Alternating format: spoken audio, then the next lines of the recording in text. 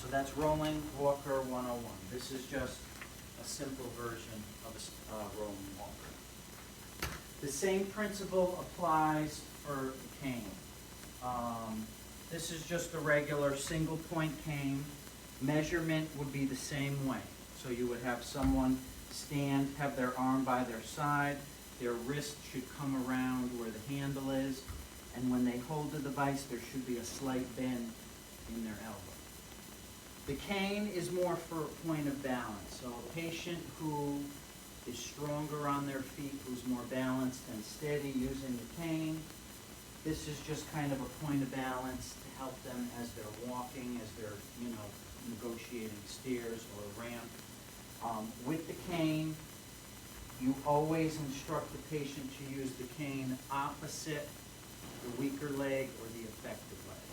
So if, my left leg was the weak leg, if the left leg is where I had the knee or the hip replacement, you're going to use the cane in the opposite hand, which is the right hand. And the sequence is every time the cane touches the ground, the affected leg or the weaker leg should touch the ground at the same time. So when I teach my patients, I teach them with a sequence. So left foot and cane, 1, 2, 1, 2. That's kind of the pattern I try to get them, because that will kind of emulate a normal walking pattern. Cane and effect, 1, 2, 1, 2. Again, the cane should be measured up to the height of the wrist as well. This is a standard cane or a single point cane. You will see the 4-prong cane.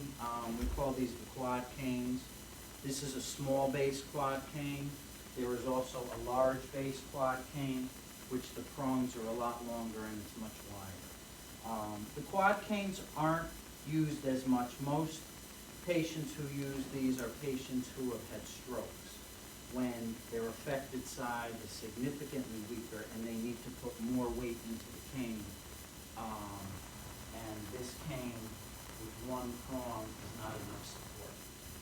But again, the sequencing and the measurement is the same. So the handle should be around wrist level, and the sequencing as well is the same. So if my right side is the affected side, whether it's weak, whether it's paralyzed, the cane and the right foot touch the floor at the same time, and then you step through with the left. So you have that 3-point gait again. 1, 2.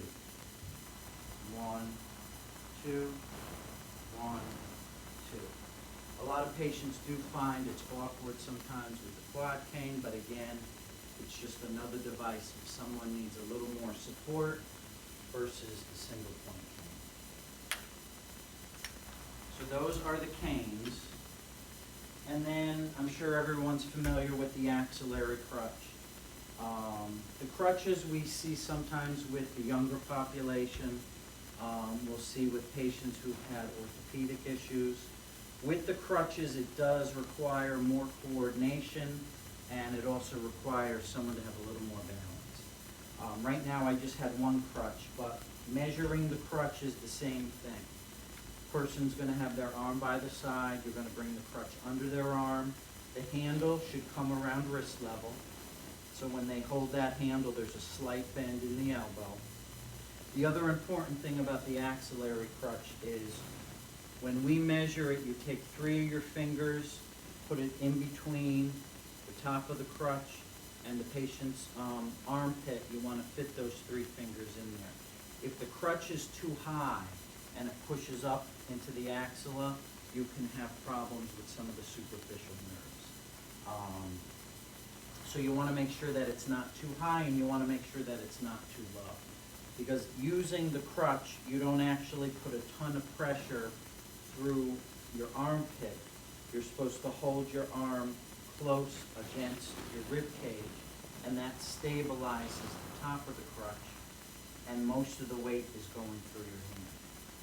So just for demonstration purposes, if someone's using one crutch, the same sequence applies with the cane.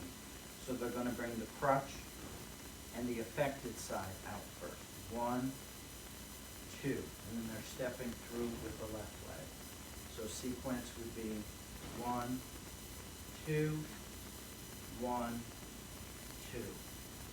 Again, with 2 crutches, they're kind of swinging through, but you just want to make sure with your patients that they're not hanging on that crutch, because again, it could cause a lot of neurological damage down their arm.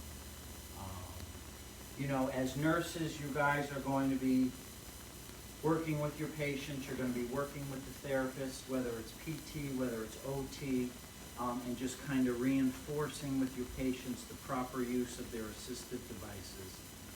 Especially in home care, one of our main roles as clinicians is to really decrease a patient's fall risk and really prevent them from having falls in the home. So it's a multidisciplinary approach to make sure those patients remain safe at home. So as a nurse, it's always important to kind of reinforce your patients to use their assistive devices. Number 1, use them. Number 2, are they using them properly?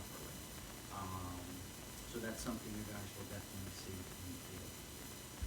Thank you.